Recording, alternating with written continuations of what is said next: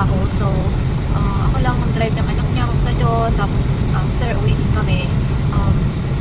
Before that, bago kami umuwi, mamaya, punta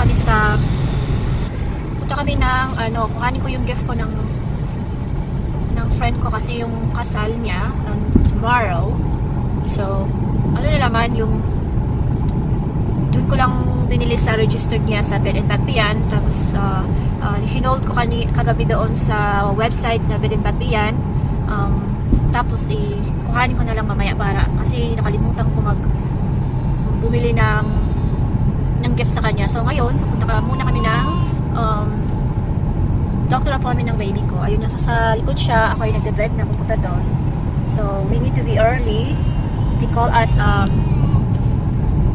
yesterday. We need to be early so that because there's a paper to sign or whatever it is, you know.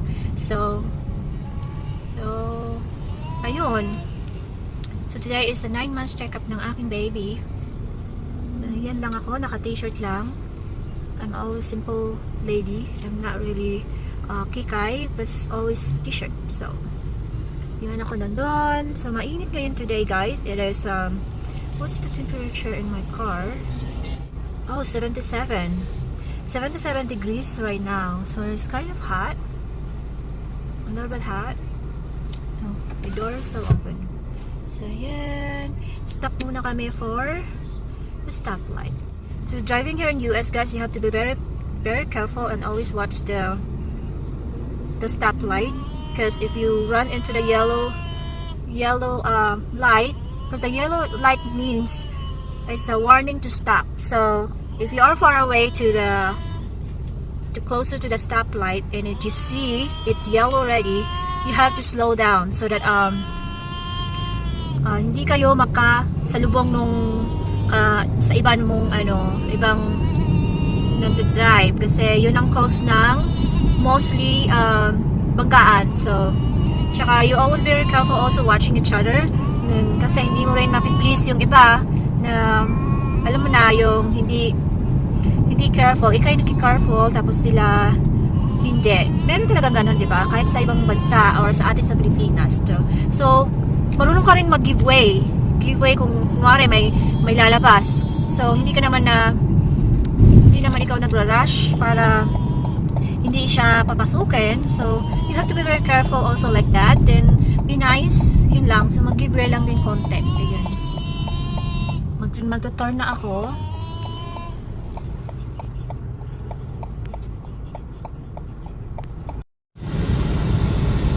Ayan guys. We get closer now sa office ng pediatrician ng anak ko. So, tsaka guys, you always watch the speed limit that you are driving. Like this one, it says 35.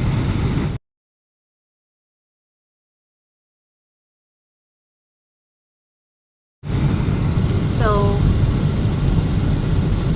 you have to be very careful also the speed limit here if you are driving, because you don't know that there is a police watching you onward, or they are, you know, the police here is very strict, guys, in US. So which is, it's good that you scared to the police. Ayan. So it is 35 in speed. Tumatakbuhan ko ng 40. So yan ang 5, sabi ng asawa ko 5 up lang daw or 9 up ganun. So liko na po tayo. Dito po yung pediatrician ng anak ko. Tapos yan, it might etong sign na to, guys.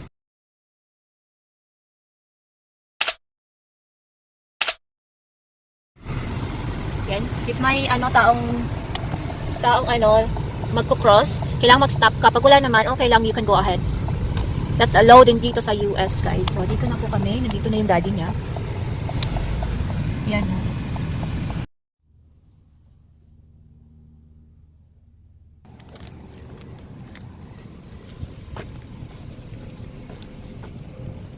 Ayan po daddy niya. Always supportive daddy.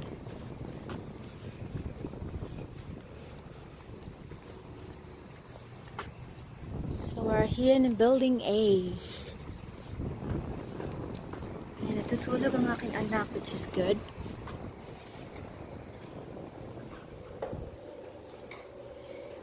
Yun lang pala ang suot ko, guys. If you see it, so simple. I love being simple.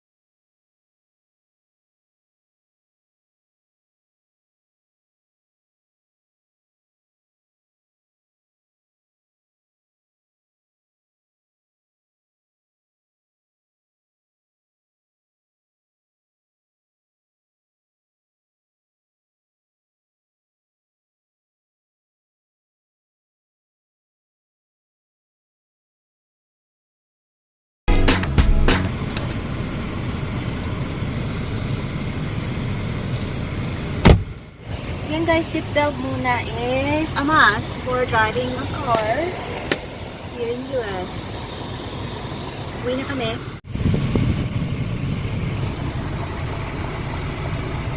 Yan, so pag nag-drive kayo dito, you always stop, it's stop.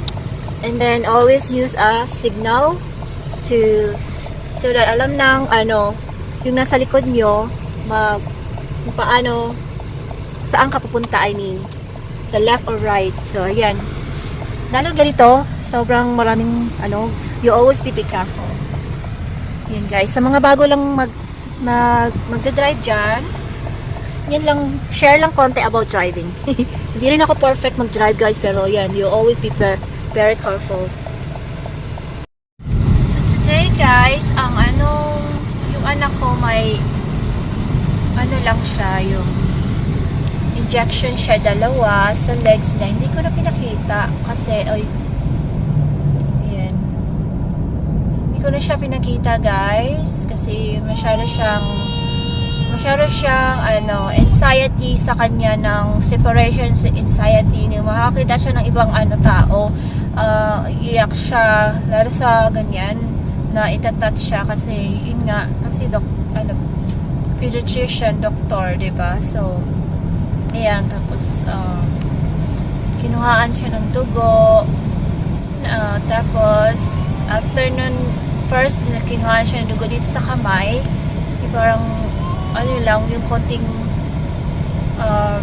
needle para lumabas yung dugo.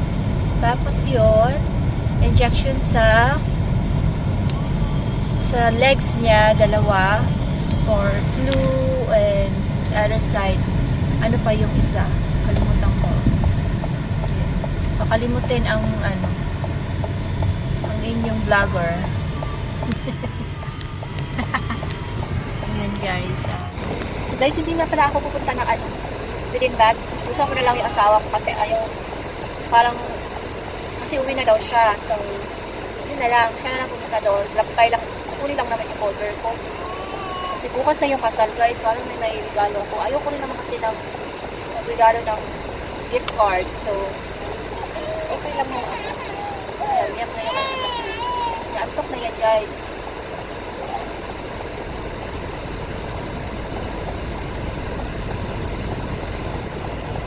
Waiting, red light po siya.